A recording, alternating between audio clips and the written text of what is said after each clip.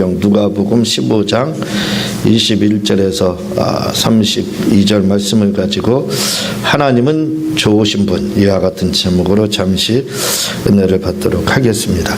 21절 한번 읽어보겠습니다. 시작. 아들이 아버지에게 하나님과 아버지께 죄를 지었사오니 지금부터는 아버지의 아들이라 일컬음을 받아가지고 기다리나이다. 아멘. 11절부터 32절까지 탕자의 비유에 해당하는 부분에 이렇게 속하는데, 여기서 우리가 좀 생각할 것이 많이 있어가지고 이 한 단원이고 한 파트지만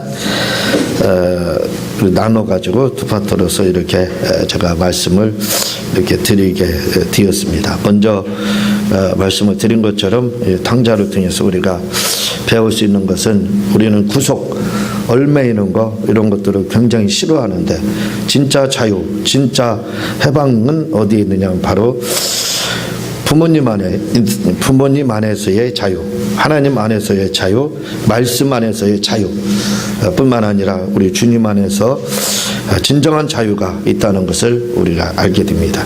나라도 그냥 민주국가에서 방탕하고 방종하게 그렇게 행동하고 사는 것이 아니라 법 안에서의 자유지요. 어떤 규율 안에서 그 관례, 율례 이런 그 안에서의 자유가 진정한 자유라는 것을 우리는 능히 이해할 수가 있게 됩니다. 이제 탕자가 자기에게 돌아올 분깃을 달라해서 이 외국에 갔다가 이렇게 돌아오는 과정이 20절까지 이렇게 기록이 되어 있습니다. 그래서 돌아왔거든요. 돌아와서 아버지께 돌아가니라 하면서 돌아올 때는 이제 모든 그 교만을 버리고 겸손한 마음으로 다 나를 이제 자녀도 아니라 품꾼의 하나로 이렇게 대해달라 하면서 회개하는 마음으로 돌아왔을 때, 아버지께서는 저 멀리서 아주 멀리 있었다 이거죠. 그런데 그 아들이 오는 걸 보고 달려가서 목을 안고 입을 맞추고 이렇게 기뻐하게 맞이하는 것을 이렇게 볼 수가 있게 됩니다. 역시 21절도 이제 아들이 그 탕자가 돌아오기 전에 내가 돌아가면 아버지 앞에 이렇게 고백할 거다. 내가 아버지의 아들로 일컬음을 받는 거 나는 감당치 못하고, 다만 나를 품꾼의 일꾼의 그러한 하나로다, 종의 하나로 이렇게 저를 좀 받아달라 하고 부탁하는 마음으로 이렇게 온다고 마음을 결정을 하고, 그렇게 와서 이제 아버지 앞에 나를 아들이 아니라 이제 품꾼의 하나로 나를 좀 써달라고, 나를 좀 사용해달라, 이렇게 이제 고백을 하는 것이 21절에 이렇게 기록이 되어 있습니다. 이게 이제 아버지께서 22절에 보면은 그 이야기를 듣고 아들이 변화가 왔습니다. 아들이 변했다 이거죠. 예전하고는 좀 달라졌습니다. 그래서 이 아들을 이제 맞이하게 되는데, 이걸 가만히 보면 요즘에 그 드라마 중에 제가 이 이야기를 하면 또 집사람이 가서 이제 예배 시간에 TV 얘기를 하느냐 이렇게 이제 이야기할 수 있겠지만, 그 내용하고 매치가 잘 되는 것 같아서 이렇게 말씀을 잠깐 드리는데, 어떤 엄마가 있는데 자녀가 셋이에요. 드라마 중에 하나입니다. 그런데 엄마가 사채를 해가지고 돈을 어마어마하게 벌었어요. 그러다 보니까 자녀들이 이건 허랑방탕하게 진짜 탕자처럼 그렇게 타락해서 살게 됐습니다. 근데 이 엄마가 치매가 있어요. 그래서 얼마 안 있으면 기억력을 다 잊어버리게 돼. 이대로 아들을 놔뒀다가는 아들들이 잘못될 것 같아서, 자녀들이 잘못될 것 같아서 그 재산을 은닉하게 됩니다. 다른 사람을 통해서 은닉하고 아주 초가집으로 다 이렇게 이사를 가게 돼요. 그러다 보니까 이제 거기서 여러 가지를 겪게 되면서 자녀들이 본래 이제 그러한 그 자녀의 모습으로 돌아오는 과정을 이렇게 이제 그리고 있게 됩니다. 이 탕자가 이렇게 집을 나갔을 때 돌아오고 나서도 아마 변화가 없었더라면 이 아버지가 이 아들을 이렇게 기쁘게 맞이했을까? 벌써 말하는 거, 돌아오는 그 품새가 벌써 틀립니다. 예전에 나갈 때는 교만한 마음으로 다 아버지 한번 지켜봐 주세요. 내가 아버지 품을 떠나서 얼마나 잘 사는지 내가 한번 뻔때려 보여주겠습니다 하는 그런 마음으로 다 이렇게 이제 교만한 마음으로 나갔지만 돌아올 때 보니까 그걸 보고 아버지는 생각하기에 그래 너는 아직 멀었다 아마 그렇게 생각하겠죠. 너는 좀 고생 좀 해봐야 되겠다 그런 생각을 아마 가졌을지도 모를 겁니다. 그리고 그 아들이 이렇게 변화돼서 오는 것을 보고 나서 벌써 행동거지 또 그의 그 말을 들어보게 되면 사람은 알게 됩니다. 벌써 말 한마디만 들어봐도 행동 하나하나 하는 걸 지켜만 보더라도 부모님들은 인생을 오래 살았기 때문에 어느 정도 상태, 어떤 상태라는 걸 능히 알아요. 그 한눈에 다 직관적으로 그게 들어오게 됩니다. 그러니까 아버지도 아마 이 탕자가 돌아올 때도 교만한 마음으로 다 이렇게 돌아왔으면 이렇게까지 기쁘게 맞이했을까 하는 생각을 갖는데 아마 그렇게 맞이하지 않았을 거예요. 그렇지만 이 아들이 돌아와서 하는 말들 하나하나 행동거지가 틀립니다. 예전하고는 바뀌었어요. 사람이 변화가 됐습니다. 그러니까 얼마나 좋은 거예요. 그래서 22절에 보면은 제일 좋은 옷을 내어다가 입히고 이렇게 이야기를 하고, 이 근동의 지역에서 고대에 이 제일 좋은 옷이라는 것은 뭐냐면 공로 많은 그 신하가 포상을 지금으로 말하면 훈장 받을 일을 했다 이거죠. 그래서 훈장을 주지 못하니까 옷을 이렇게 좋은 옷을 하사에서 내려준다 이렇게 이야기를 합니다.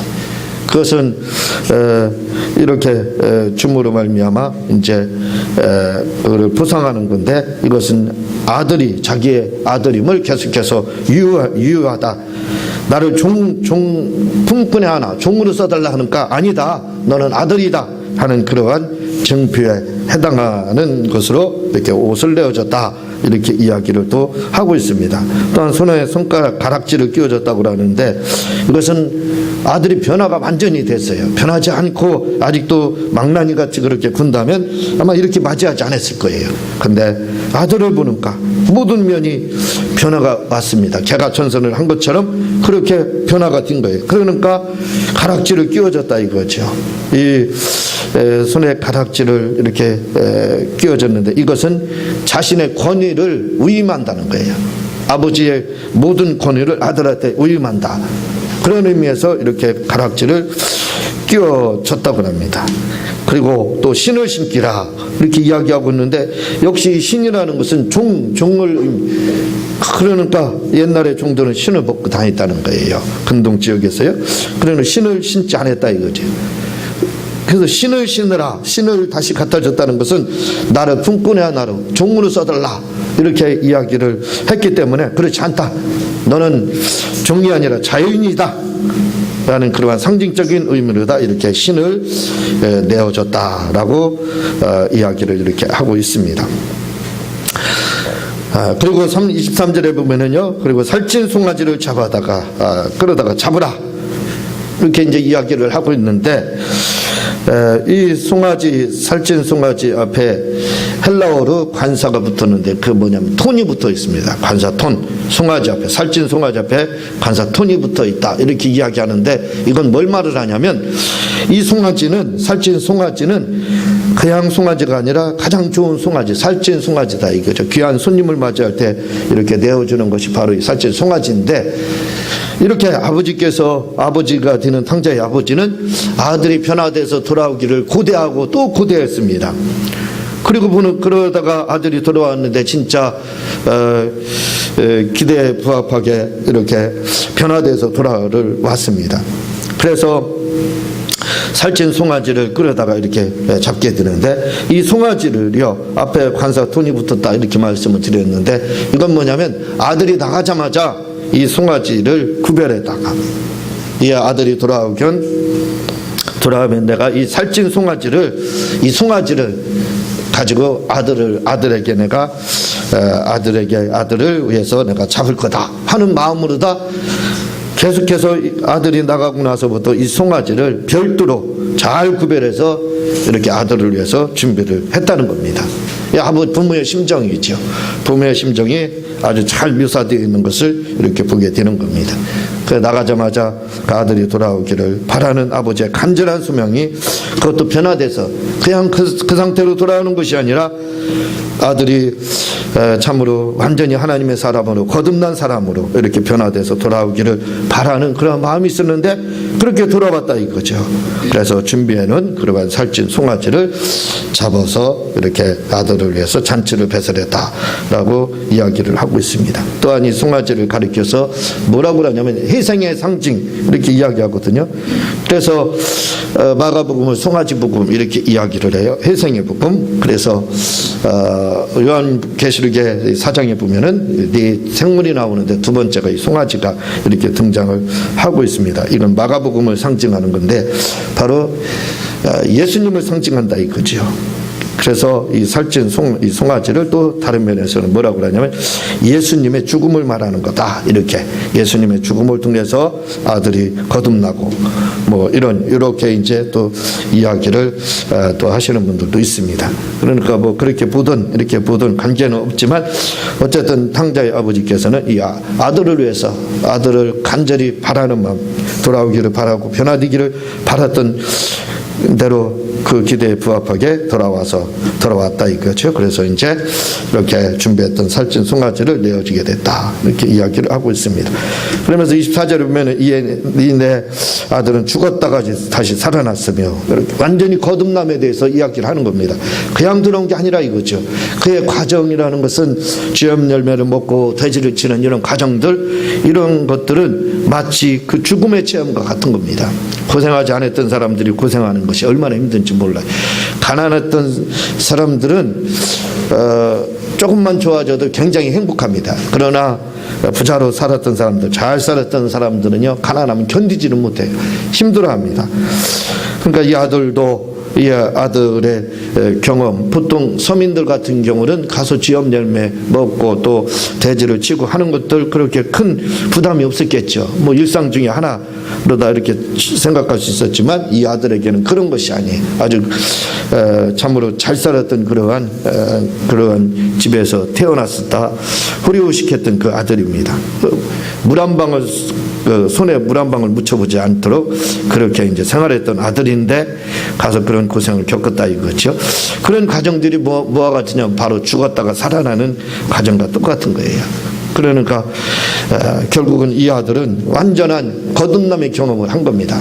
다시 말하면 이걸 다른 것을 표현하면 예수님이 죽었다가 살아나신 것처럼 그게 거듭남이거든요. 거듭남이라는 것은 죽었다가 살아나는 겁니다. 완전히 죽었다가 죄로 인해서 완전히 죽었다가 다시 살아나는 것을 거듭납니다. 이렇게 하는 것처럼 이 아들도 역시 그런 과정들이 뭐냐면 죽었다가 살아나는 과정이에요. 그러니까 죽었다가 다시 살아나는 것은 부활을 의미합니다. 이 아들은 그런 부활을 체험하는 거듭남을 이렇게 결국은 체험을 하고 변화돼 가지고 다시 부모에게 돌아오는 것을 우리가 볼 수가 있게 됩니다. 25절에는 이 맏아들의 반응이 나와요. 이 맏아들은 그러니까 이 둘째 아들이라고 하는 탕자는 바로 이방인들을 말을 하고 이 맏아들은 유대인들, 교만한 유대인들이죠. 그들 모두를 다 이렇게 이야기를 지금 하고 있는 겁니다. 이 맏아들은 돌아온 동생에 대해서 기뻐하지 않습니다. 자기 동생이 돌아온 것에 대해서 즐거워하지 않아요. 이런 부분들, 이 맏아들은 아마 그 친구나 이웃과 친척들을 보고 그렇게 말했을 겁니다. 우리 동생이 집을 나갔는데 우리 동생이 이렇게 그래서 내가 걱정이 돼가지고 나는 잠도 못 자고 그를 위해 기도하고 그를 위해 나는 지금 애쓰고 있습니다. 우리 함께 기도합시다. 우리 동생이 빨리 돌아오기를 기도합시다 하며 아마 이웃 친척 지인들에게 그렇게 이야기를 했을지 모릅니다. 그런데 막상 그 동생이 돌아오니까 이 마다들은 달라졌어요. 마음이 변했습니다. 오히려 좋아하지 않는 거예요. 차라리 돌아오지 않았으면. 이것은 뭐냐면 바로 유대인들의 이율배반적인 행동을 바로 말을 하고 있는 겁니다. 유대인들, 특히 바리새인 서기관들 이런 분들에 보면은 겉으로는 아주 의로운 척. 그래서 바리새인들은 참으로 그들의 행동 거지는 아주 조심스럽고 하나님을 잘 섬기는 것처럼 이야기를 하지만 우리가 흔히 말하는 것처럼 그들의 뒷모습은 똥근육으로 호박식하는 그런 모습, 이렇게 표현을 할 수가 있잖아요. 그런 생활이라 얼마나 이율배반적인 생활이냐 이거죠. 그게 아들이 동생이 돌아오니까 적나라하게 이렇게 나타나게 되는 겁니다. 걱정하는 것처럼 이렇게 이야기했다가 막상 오니까 기뻐하지 않고 아주 아버지에게 28절에 보면 노하며 이렇게 이야기하거든요. 이 노하라는 말이요, 여기서 노하다 이렇게 하니까 아주 온유적인 표현으로다, 부드러운 표현으로 노하다 이렇게 돼 있지만 헬라어 언어에서는 그렇게 돼 있지 않습니다. 얼마나 노했는지 화가 한마디로 이렇게까지 이렇게 난 거예요. 그래서 코를 벌렁벌렁하다 이런 뜻을 가지고 있어요. 얼마나 노했으면 코를 벌렁벌렁하면서 그 소리 듣고 집에 와서 안 들어오는 거예요. 안 들어오면서 들어가지 아니하고 코를 벌렁벌렁하고 있는 겁니다. 화가 나가지고. 그렇게 지금 표현을 하고 있어요. 사람들에게, 다른 사람들에게는 우리 동생이 빨리 돌아오도록 우리 기도합시다. 우리 동생 어디에 있습니까? 이렇게 수수문하는 것처럼, 의로운 것처럼, 아주 동생을 아끼고 사랑하는 것처럼 그렇게 하다가 막상 오는가 그를 위해서 노하고, 그것도 보통 화를 낸 정도가 아닙니다. 아주 코를 벌렁벌렁해서 너무 화가 나가지고 그렇게 표현을 지금 하고 있습니다. 유대인들이 있죠. 바리새인들의 교만을 지금 주님은 이 탕자의 비유를 통해서 꼬집고 있는 겁니다. 그리고 들어가고자 하지 아니하고는 아버지께서 나와서 권하는데, 이렇게 아버지가 나와서 아들이 안 들어오니까, 큰아들이 안 들어오니까 권하는 겁니다. 왜 들어오지 않느냐, 빨리 들어와라, 동생 왔지 않느냐. 그런데 이 큰아들은 그렇게 좋아하지 않습니다. 아버지의 권함을 듣지 않아요. 가장 못된 아들이다, 이렇게 이제 우리가 볼 수 있는 거예요. 왜냐면요, 이 둘째 아들이 분깃을 얻어서 외국에 나갔을 그 모습을 본 아버지는 벌써 다 압니다. 그 재산이 얼마나 가겠느냐 이거예요. 그 노잣돈이 얼마나 가겠느냐 이거예요. 고생길이 흔합니다. 그런 감정을 가지고 그런 마음으로 나가면 반드시 실패하게 돼 있었어요. 세상은 교만한 사람이 세상을 대하면 실패하게 돼 있습니다. 세상이라는 것은 바다와 같은 험준하다 이거죠. 그래서 겸손하지 않으면, 우리가 산에 가서도 겸손한 사람은 살아남지만 교만한 사람은 살아남지 못하고, 바다에 가서도 똑같습니다. 그러니까 세상이라는 것은 이렇게 겸손한 사람은 살아남을 수 있지만 교만한 사람은 살아남지 못하다 이거예요. 근데 둘째 아들 탕자는 나아갈 때 교만한 마음으로 갔거든요. 그러니까 세상 경륜이 많은 이 아버지는 벌써 알고 있습니다. 무너질 걸 알고 있어요. 망할 걸 알고 있었던 겁니다. 그래서 그때부터 아버지는 고민하지 않을 수가 없었어요. 마음이 아프지 않을 수가 없었습니다. 기도하지 않을 수가 없었어요. 대문을 항상 열어놓을 수밖에 없었습니다. 이 아들이 돌아오기를 기다릴 수밖에 없었고, 또 돌아올 것을, 실패해서 올 것을 알고 있었습니다. 그 마음고생하는 것을 옆에서 다 지켜봤어요. 이 큰아들은. 그 아버지의 그 마음을 너무나도 잘 압니다. 동생 때문에 고민하고, 동생 때문에 눈물 흘리고 가슴 아파하는 걸 하나도 빼놓지 않고 다 목격을 했어요. 그런데 이 큰아들은 지금 그렇게 아버지가 가슴 아파하는 것을 봤습니다. 그러면 이 큰아들은 그 아버지의 고통, 고뇌를 너무나도 잘 알고 있습니다. 그렇죠? 그렇지만, 그런데요, 이 큰아들은 이율배반적입니다. 무슨 행동을 하게 되냐면 자기가 그 일을 하게 돼요. 둘째 아들 때문에 이렇게 마음이 아파했는데, 그래요, 이제 내 차례입니다. 한번 고통을 한번 당해보세요. 그런 마음으로 다 지금 아버지를 대하고 있는 거예요. 다시 집 나가겠다 이거예요. 이제 내가 나갈 차례다 이거예요. 아버지 한번 고생 좀 해보세요 하는 그런 마음으로 지금 이것은 참으로 바리새인과 서기관들의 그 악함을 주님이 이렇게 말씀을 통해서 꼬집고 있는 겁니다. 가장 참으로 큰 복수 이렇게 볼 수 있고, 가슴 아프게 하는 부모의 마음에 대못을 박는 행위다. 둘째 아들보다 더 세상 말하면 나쁜 놈이다 이렇게 봐야 돼요. 그렇죠? 둘째 아들보다 더 불의자가 되는 겁니다. 그렇다면 그 고생 아버지의 그 마음, 그런 걸 너무나도 잘 알고 있어요. 그러면 동생을 기뻐해야 되고, 또 자기도 역시 아버지에게 더 잘하려고 노력을 해야 되는데 그렇지 못했다 이거죠. 그러면서 그렇게 이야기를 하자, 아니 그런 내 동생을 위해서는 살찐 송아지, 나를 위해서는 염소새끼도 한 마리 안 잡으면 불평 불만을 더하게 됩니다. 그러니까 31절에 주님이 아버지가 하시는 말씀이, 너는 항상 나와 함께 있으니 다 내 것이 내 것이로다. 이게 정답이에요. 그렇지만 이 큰아들은 이걸 참으로 자기의 것인 걸 알지 못하고 누리지 못한 것이 이렇게 이제 기록이 돼 있습니다. 오늘 말씀의 제목이 하나님 좋으신 분이라 이거죠.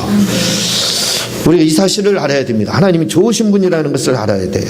여기에 29절에 보면은요, 뭐라고 되어 있느냐면, 아버지께 대답하여 이르되 내가 여러의 아버지를 섬겨 명을 어김없이 엮거든, 이렇게 이야기합니다. 이 섬겨라는 말이요, 참 기가 막힌 말입니다. 헬라어로 기록되기를 이 말씀이 그냥 우리가 알고 있는 그런 말씀, 섬겨, 야, 이 잘 섬겼겠다, 효도했다는 그런 뜻으로 받아들일 수 있죠?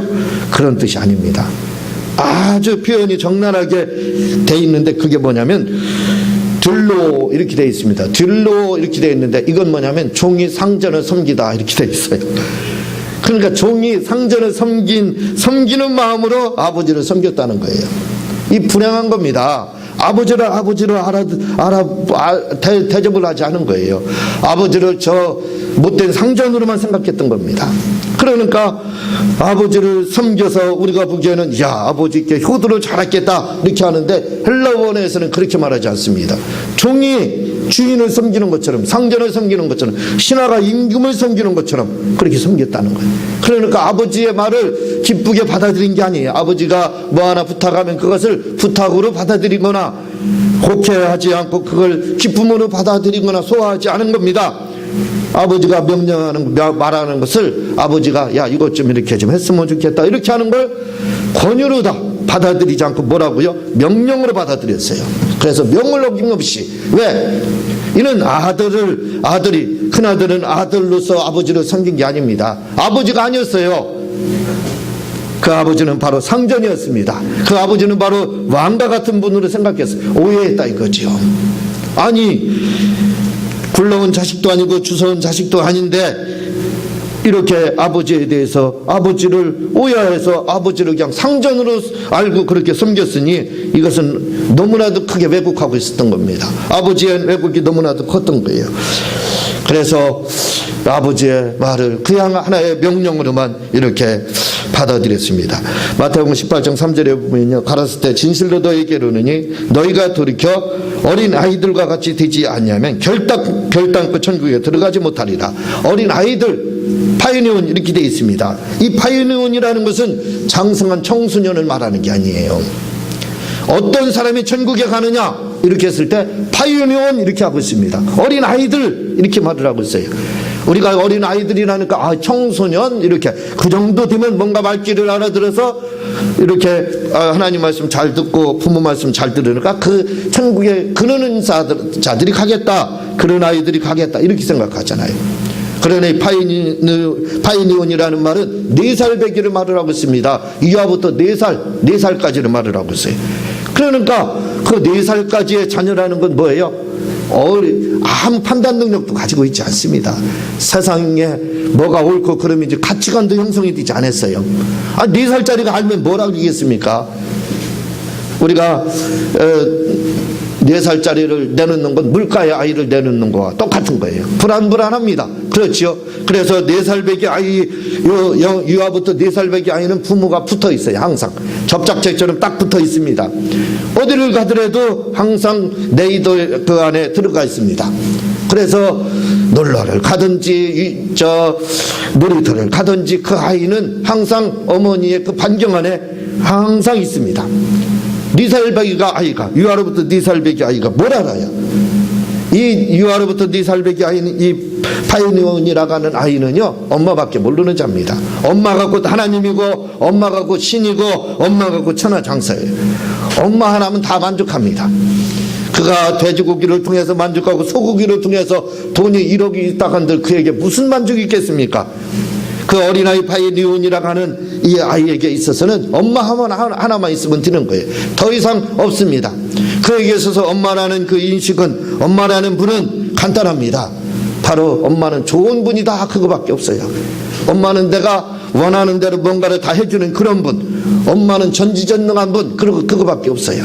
엄마만 있으면 무서운 게 없는 그 아이가 바로 파이니온입니다. 그 파이니온이라고 하고 있어요. 이 어린 아이들과 같지 아니하면 천국에 갈 수 없다는 말이 바로 파이니온, 이렇게 이야기하고 있습니다. 그 유아예요. 유아, 한마디로. 우리가 장성한 그러한 아이를 말하는 게 아닙니다. 청소년을 말하는 게 아니에요. 장성한 그러한 청년을 말하는 게 아닙니다. 아직 판단력이 형성되지 않고 오직 엄마를 신처럼, 엄마 아니면 아무것도 할 수 없는 그러한 아이를 바로 파이니온이라고 하고, 그런 자가 어디 간다고요? 천국에 간다, 이렇게 말씀하고 있어요.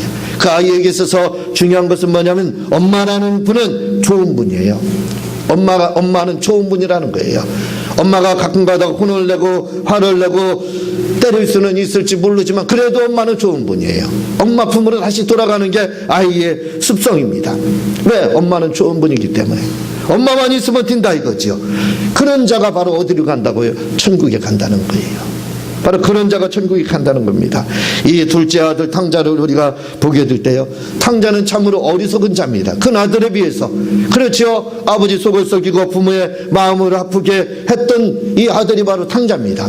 그런 탕자, 마음을 아프게 했던 이 탕자지만, 이 탕자는요, 큰아들, 다시 말해 바리새인과 유대인들과는 달랐습니다. 이 탕자는요, 아버지에 대한 부담이 없었습니다. 이 아들은 아버지를 섬길 때 상전으로 섬기고 왕으로서, 신하로서, 그래서 아버지의 모든 말은 명령으로만 들었어요. 그래서 항상 불만이 많습니다. 잔소리로만 들었어요. 그래서 아버지의 말만 끄려면 듣기가 싫었습니다. 그렇게 들었어요. 그렇지만 이 둘째 아들, 이 탕자라는 아들은요, 그렇지 않았습니다. 이 아들은 비록 아버지에게 있어서 아픔을 주고 고통을 주었던 자지만, 그러나 아버지의 기쁨이었어요. 왜 기쁨이었느냐면 아버지에 대해서 이 탕자는, 아버지는 좋은 분이라는 것밖에 없어요. 아, 우리 아버지는 좋은 분, 그 인식밖에 없습니다. 내가 다시 돌아가도 받아주실 분, 내가 요구하면 뭔가를 주시는 분. 그러니까요, 큰아들은 분깃을 요구할 때 요구하지 않았습니다. 왜? 아버지는 상전, 아버지는 왕에게 내가 감히 어떻게 뭔가를 구할 수 있어? 그냥 하사해 주는 거 아멘하고 받아들이는 게 그게 예의지, 그렇게 생각했습니다. 그래서 분깃을 요구하지 않았어요. 아버지가 아닙니다. 상전이었어요. 그러나 둘째 아들은, 아버지는 좋은 분이라 이거죠. 하나님은 좋은 분이라 이거죠. 그래서 자기 생각밖에 없습니다. 4살배기 아이가요, 부모 생각해 주는 거 봤습니까? 내가 부모 생각해서 효도를 해야 되니까 내가 배고파도 참고, 내가 울지 않고, 내가 심부름도 잘하고, 그런 마음 가진 4살배기 봤어요? 그게 4살입니까? 없어요. 그냥 4살배기는 배고프면 그냥 우는 거예요. 뭔가 가지고 싶으면 그냥 때를 쓰는 겁니다. 그 자리에 앉아가지고. 그게 4살배기예요. 그게 파이니온입니다. 여러분이 다 자녀를 키워봤기 때문에 알죠. 자녀를 키울 때 4살배 그 요구하는 것이 많습니다. 그냥 뭐 장난감이나 뭐 인형 같은 거, 그런 것들, 그거 하나에 목숨 걸어요. 그냥 부담도 없습니다. 그냥 달라고 때를 쓰는 거예요. 부모가 돈이 없든 있든 관계없어요. 생각해지지 않습니다. 그게 바로 파이니온이에요. 탕자를 보면 그 생각이 들지 않습니까? 탕자는 바로 그렇게 지금 부모에게 구하고 있는 거예요. 탕자는 지금 아버지에게 분깃을 요구할 때 그런 부담감이 없었어요. 내 아버지인데, 아버지가 항상 구하면 좋은 거 줬는데, 나를 항상 예뻐했고, 어렸을 때부터 내가 달라고 하는 거 잘 줬어. 부담 없이 줬어. 우리 아버지는 좋은, 그 인식밖에 없어요. 아버지가 좋은 분이라는 것을 알았던 탕자는 그러니까 마음껏 요구하는 겁니다. 아버지 앞에, 아버지 내게 돌아올 분깃 주세요. 왜? 예전에도 줬다 이거죠. 그래서 좋은 분으로 그렇게 알았던 겁니다. 그래서 아버지 앞에 부담이 없어요. 그래서 무엇이든지 구할 수 있었던 겁니다. 그러나 큰아들은 어땠느냐 이거예요. 그나들은 아버지를 좋은 분으로 보지 않았습니다. 상전으로서 봤습니다. 마치 마태복음 25장 24절에서 25절에 보면요, 한 달란트 받았던 자는 와서 이르되 주여 당신은 굳은 사람이라 심지 않은 데서 거두고 해치지 않은 데서 모으는 줄 내가 알았나이다. 그래서 한 달란트는 땅에 숨었다는 거예요. 숨겼다는 겁니다. 여기서요, 당신은 굳은 사람이다 이렇게 이야기하는데요, 그게 무슨 뜻인 줄 아세요? 포악한 사람이다 이런 헬라어 뜻을 가지고 있습니다. 한 달란트 받은 자는 하나님을 포악한 줄 알았습니다. 그리고 뭐라고요? 심지 않은 데서 거두고 해치지 않은, 남의 것 착지하고 포획하고 그런 불로소득하고 하는 그런, 한마디로 못된 주인으로 이렇게 알았더라는 거예요. 오해했습니다. 그래서 그는 땅에 묻었다는 거예요. 다시 말하면 이렇게 하나님에 대한 오해가 있으면 둘째 아들과 같이, 이 한 달란트 받은 자와 둘째 아들이 무슨 차이가 있습니까? 그 사람이 그 사람이에요.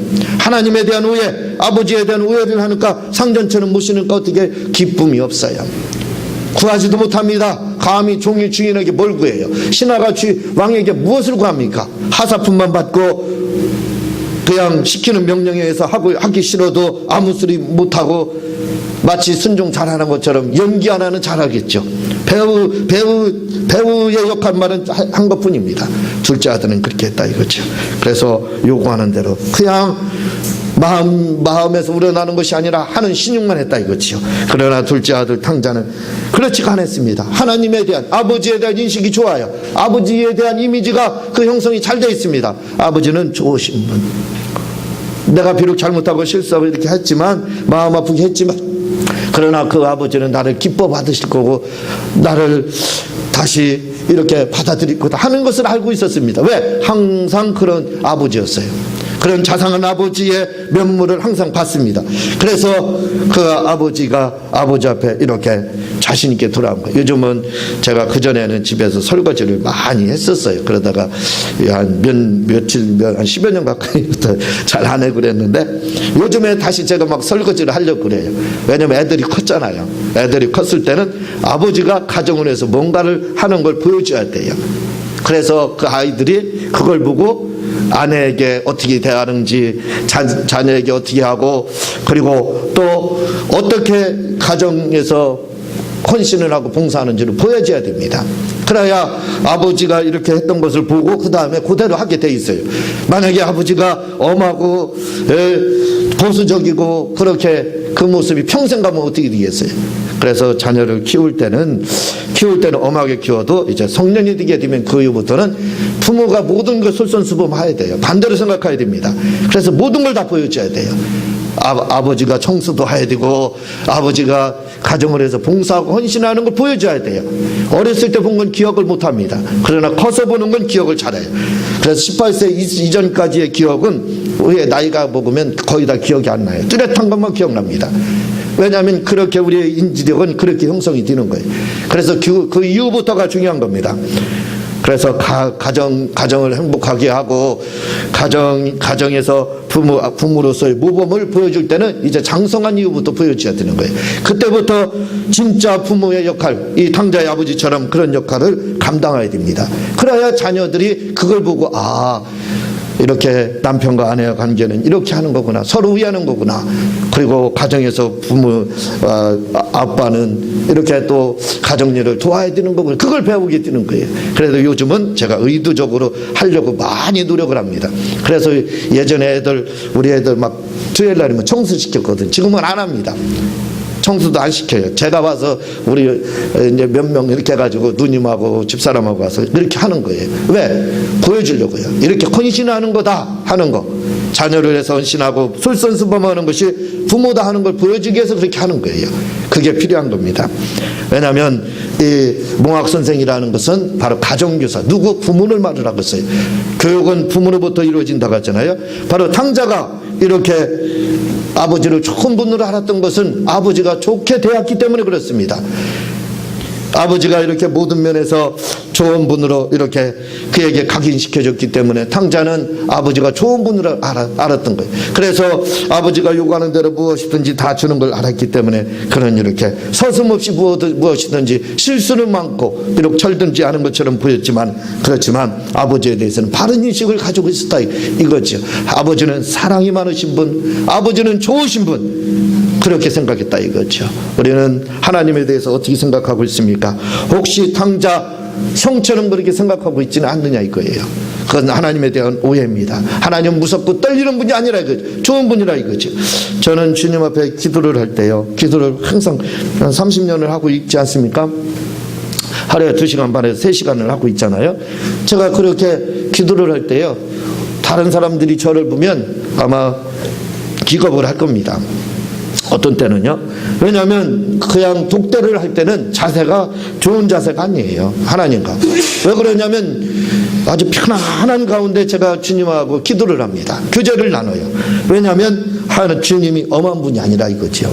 주님은 엄한 분이 아니라 이거예요. 좋으신 하나님이라 이거죠. 그걸 알고 있기 때문에 여러분, 신부가요, 우리 주님의 신랑이라고 그랬습니다. 신부가요, 신랑을 대할 때 날마다 무릎 꿇고 대하고 그리고 명령을 하면 예 알겠습니다. 그렇게 하면 그게 무슨 부부예요? 그건 종입니다. 종. 몸종이에요. 여종 하나 데리고 사는 거예요. 신랑과 신부는 그렇게 사는 게 아니에요. 벽에 밑 대화를 나누듯이 그렇게 친밀한 관계가 이루어지는 겁니다.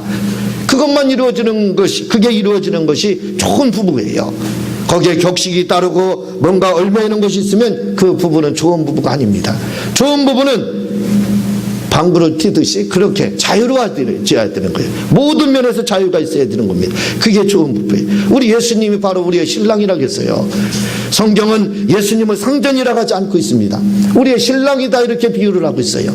그러니까 신랑 앞에서 우리는 얼마든지 신부가 애교를 떨고 하는 것처럼 우리는 그렇게 해야 된다 이거죠. 그걸 주님이 기뻐한다 이거죠.